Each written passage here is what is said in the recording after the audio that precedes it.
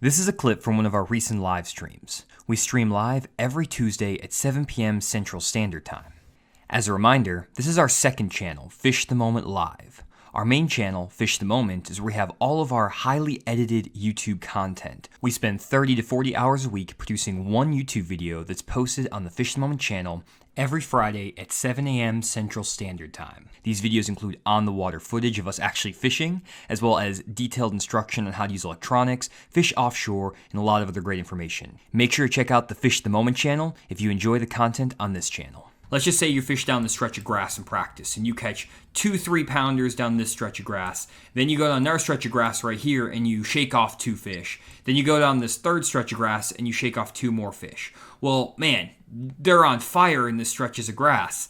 Now, they could be on fire because you fished their first hour of the morning, or maybe the current was flowing or the wind was blowing. There might be a lot of other factors. But let's say that you get some of those bites. Well, then you come back tournament day and you fish this stretch of grass, no bites. This stretch of grass, no bites. This stretch of grass, no bites. And now you're like, well, they're not in the grass anymore. Well, no, it's not that they're not in the grass.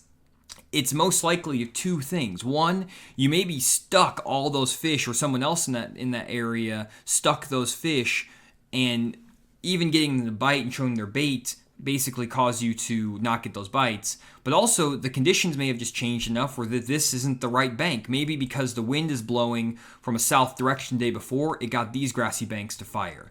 But maybe the next day, the wind is blowing from the north, and maybe you need to find some grassy banks that are on the southern shore so you can find some different type of grass that's getting wind blown. Another thing that might happen, though, is that the day you were fishing, maybe you're catching them on a chatterbait because it was windy and cloudy. But then the day of the tournament, you find out that it's sunny and calm, and you might need to pitch a jig in there slow or something slower. And because you have so much confidence throwing a chatterbait down this bank in practice, you keep that chatterbait in your hand for 6 hours, never get bit, and now your confidence is shattered, as opposed to getting one bite here in the grass, maybe getting one other bite over here, and then stopping and going and looking for all these other different types of grassy areas, and then going and figuring it out the tournament day, but then also getting some backup patterns in case that doesn't work. So that's kind of what we're talking about. Does that make sense to you, Randy? That's exactly right, Johnny. Now, I'm not quite at your level, or Johnny has got a technique where he can just go out and just run the lake and not even make a cast in practice and go and fish the tournament. I'm not quite there yet. But I could sit here, guys. I could literally talk for 3 hours on awesome practices I've had that fizzled away the day of the tournament. Now, I'll give you one example on Grand Lake, what happens a few years ago. We were fishing a March tournament down there. It was the first part of March, first or second part of March. Water temperatures were in the low 50s. And the day before the tournament started, I had one of the most epic cranking days I've ever had on that lake. I was catching them shallow cranking, and I was catching them everywhere I went. It's like I'd pull into a cove, I'd pull up on a secondary point, I'd make one cast and catch a 4-pounder. I'd go 2 miles down the lake and pull into a cove and throw a crankbait down the side of a dock and catch another 4-pounder and leave. And I did this all day long. It was unbelievable.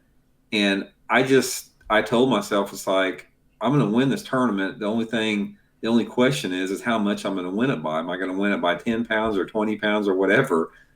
Because I just got dialed in on what they were doing. The first day of the tournament, the next day, I zeroed.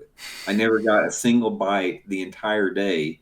And the guys that wound up catching them caught them like on buzz baits in the back of the coves. I mean, the fish moved just that much. So it gets back to this question in practice. It's like, okay, do you change areas or do you change techniques? How long do you stay, and how long do you fish an area before you leave? How many fish do you shake off before you leave? There's just a tremendous amount of variables with it, and nobody's got it figured out yet. I mean, there's nobody out there that is like has perfected the art of practicing, because every technique requires a different type of practice. Let's say, for example, we're fishing up at Lake Champlain in June, and we get out on these big flats that are hundreds and hundreds of acres. They're rock flats, they're 4 to 8 foot of water, big boulders everywhere.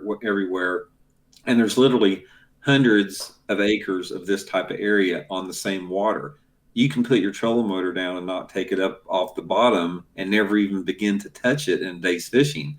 an area like that, you don't really need to shake them off. Yeah, you can catch one and then idle your boat down a couple hundred yards and start fishing again. And then to the other extreme, like I said, when you're fishing isolated targets like that, you got to be really, really sensitive and aware of not to pressure them. So much of it depends on the body of water that you're fishing. If you enjoy our videos and want more in-depth instruction about bass fishing, check out our virtual seminars on fishthemoment.com.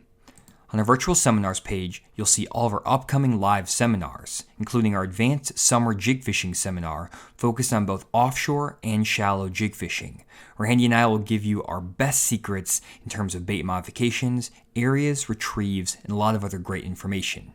You can also find recordings of our past seminars. We'll be updating our library every single week with past seminars that will help you become a better bass fisherman. Check them out on fishthemoment.com.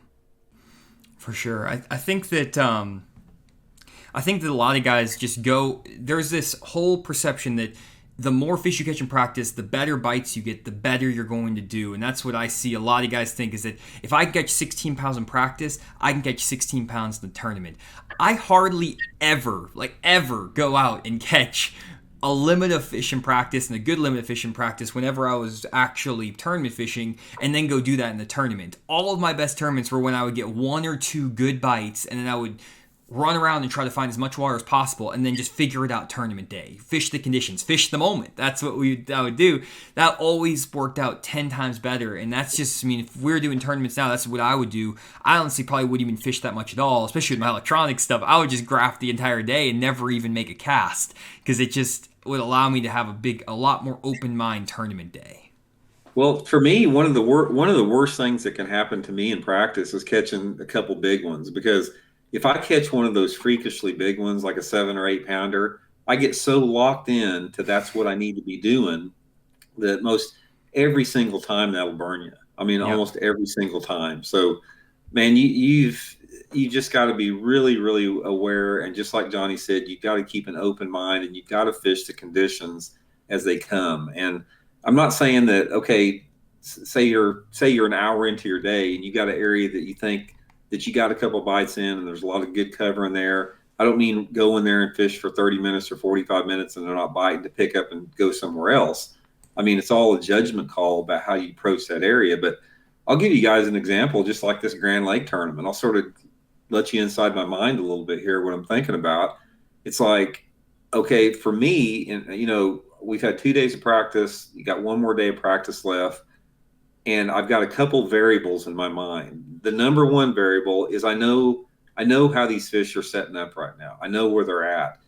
And in order to catch them, I have to run a lot of the same type of water. But the problem with that is there's so many boats fishing the same type of water that I'm fishing. A lot of that neutralizes it. I mean, a lot of people are fishing the same technique. So when you've got the pattern dialed in and you know what to look for, and I can run down the lake and I can look over there and I say, that's a high percentage area, but there's a boat on it. And then, I mean, that's the hardest part of it. So it's so easy to get spun out like that. One of the worst things you can do in practice is let the fishing pressure spin you out. Most of the time, you just have to get in there. You have to slow down. You have to you have to have tunnel vision on what you're doing and not really worry what anyone else is doing. Yeah, we're going to talk a little bit more about fishing pressure here in a minute. Thanks for checking out the video. If you made it this far, we'd really appreciate if you left a like on the video. It helps us out with the YouTube algorithm and gets these videos out to more people.